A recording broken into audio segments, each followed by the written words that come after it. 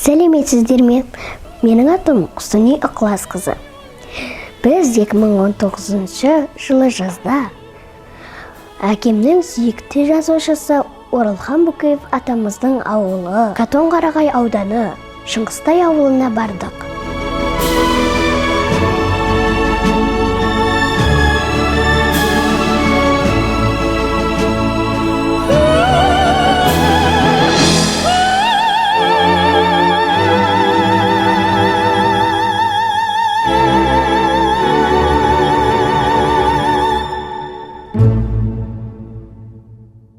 Мен бүгін Оралхан Бөкей атамыздың мұражайында отырмын. Ол кісі өте мықты жазушы болған.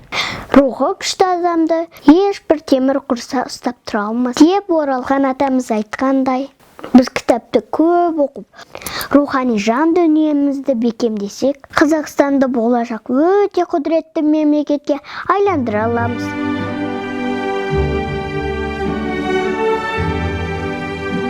Сендер де Алтайға келіп көріңіздер. Ол жер маған қатты ұнады. Әсіресе бүлдіргеннің дәмі таңдайыңнан кетпейді.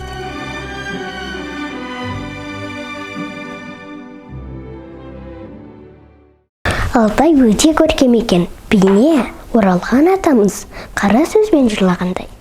Мен сіздерге Оралхан атамыздың Алтай атты көркем шығармасын жатқа айтып берейін.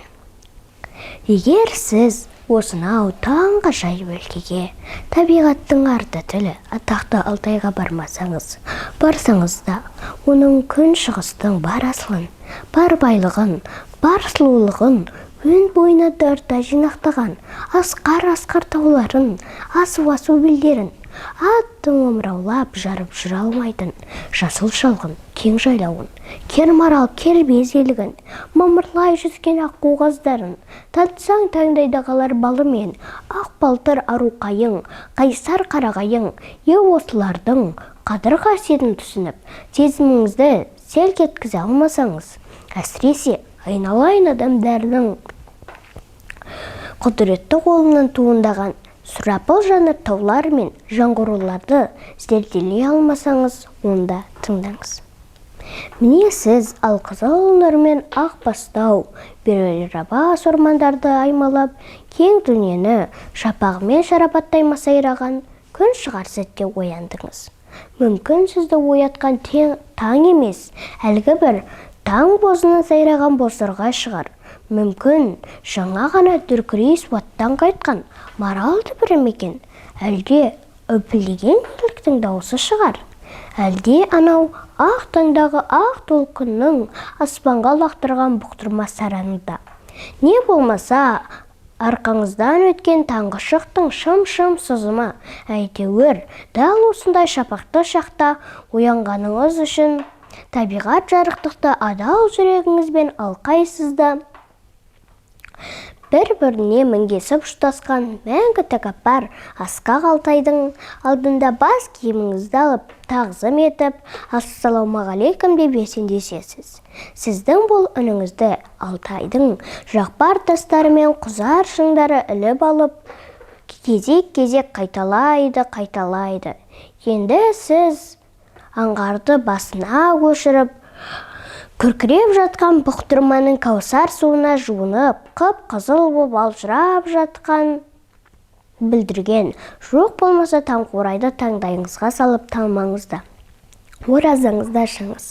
Міне сіз Алтайдың арайлы таңына шомылып, бұл өмірге жаңа келгендей лүпілді жүрек лапыған сезім мен өмір, сен не деген тамаша едің деп бар даусыңызбен және айқайлайсыз.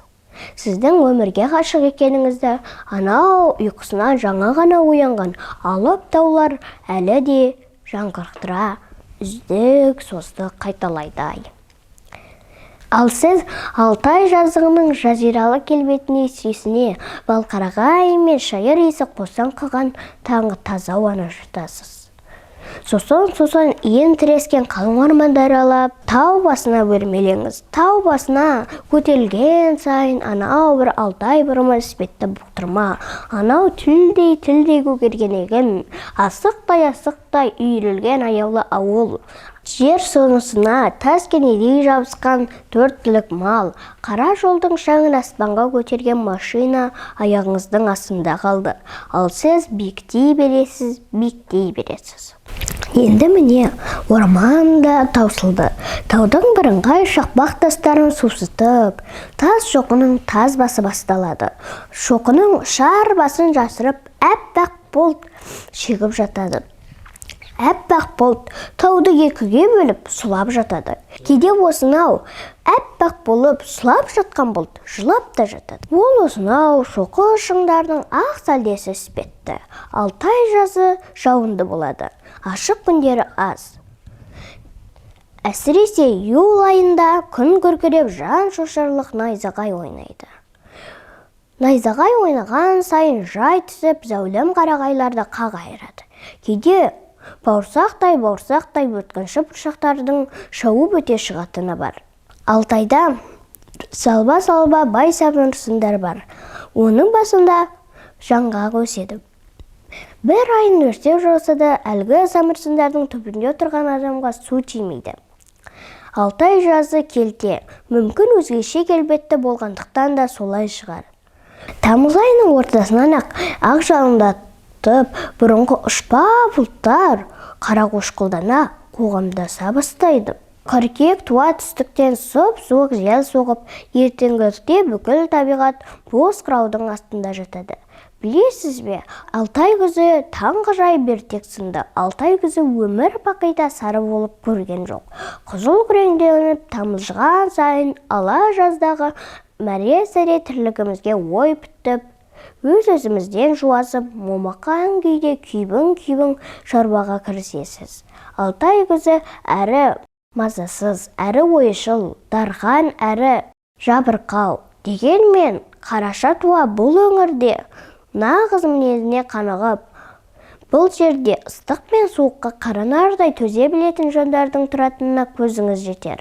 Жауып еріп, жауып тыным таппайтын қар аралас жаңбыр, түн мезетінде көктайғақ мұз болып жатады да, түс қайта жылбыз қалана ерейді. Бірақ қараша Алтай үшін қардың айы. Міне сіз ойрат ойпаттардың әппақ көрпесін айқара жамылып, мұзғып жатқан шақта қоса шегіп шанамен жолға шықтыңыз делік. Айналаңызға қарайын десеңіз, көз қарықтыратын шағырмақ. Жаздағы жайқалған орман, жасыл жер жарықтық, мәңгілік ұйқыға бөленгендей.